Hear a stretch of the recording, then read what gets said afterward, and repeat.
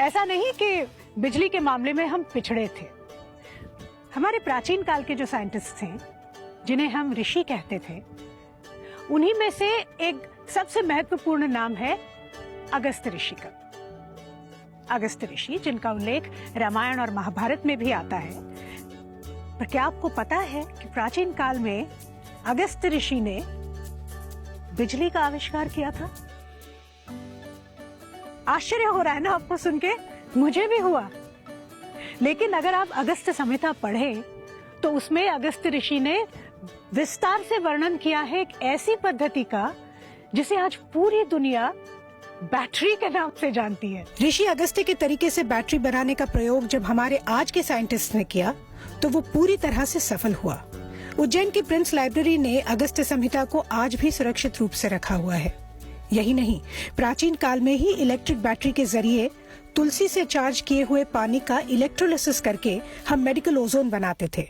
कैलिकट के bezel mission ने इसी ओजोन बनाने की तकनीक को लेकर इसे यूनिवर्सिटी ऑफ बर्लिन के एक प्रोफेसर क्रिश्चियन फ्रेडरिक शॉनबाइन के नाम से पेटेंट करवा लिया। और इसके काफी बाद 1896 में निकोलस टेस्ला, जो कि वैदिक साइंस से बहुत प्रभावित थे, उन्होंने ओजोन जनरेटर बनाया और अपने नाम पे पेटेंट करा के टेस्ला ओजोन कंपनी स्थापित की। हमारे देश की और हमारे लोगों की यही त्रासदी रही है।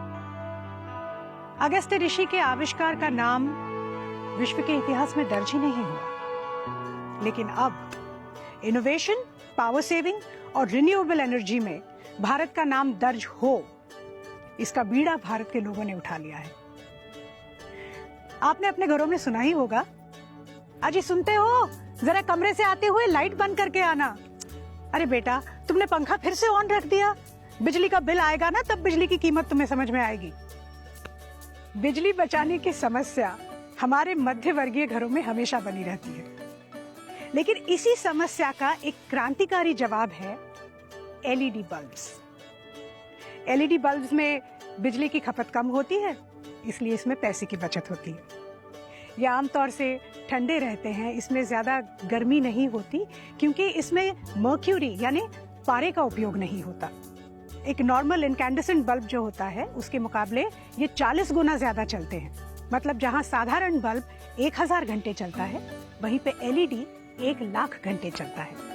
और सबसे बड़ी बात यह है कि एलईडी बल्ब्स अब सस्ते हो गए हैं। इससे हमारा तो फायदा है ही, साथ में पर्यावरण का भी फायदा है। एलईडी बल्ब्स पावर सेक्टर में एक बहुत बड़ी क्रांति है। विंड पावर के निर्माण में भारत आज चौथे स्थान पर है और विंड पावर भारत में निर्मित सभी ऊर्जाओं में से सबसे सस्ती भी है। क्लाइमेट चेंज की लड़ाई में भी भारत सबसे अग्रसर है और ये हमारे लोगों की मेहनत और लगन ही है कि रिन्यूएबल एनर्जी हमारे देश में प्रोड्यूस करने के लिए आज 300 इंटरनेशनल और डोमेस्टिक कंपनियां यहां समर्पित हैं। प्रकृति को सुरक्षित रखकर, मनुष्य को सुरक्षित रखकर ऊर्जा के निर्माण में पूरे विश्व को राह दिखाने के लिए अब भारत पूरी तरह से तैयार है। जब समंदर में एक लहर उठती है तो उसे कोई नहीं रोक सकता। अगस्त्य ऋषि को इतिहास में अपना स्थान तो नहीं मिला, लेकिन भारत को अब एक नया भविष्य बनाने से कोई नहीं रोक सकता। ये थी भारत में ऊर्जा और बिजली की बात, आपकी बात, मेरी बात, हम सब की बात, भारत की बात। मिलजुल के और खुल के सच्चे भारत की बात।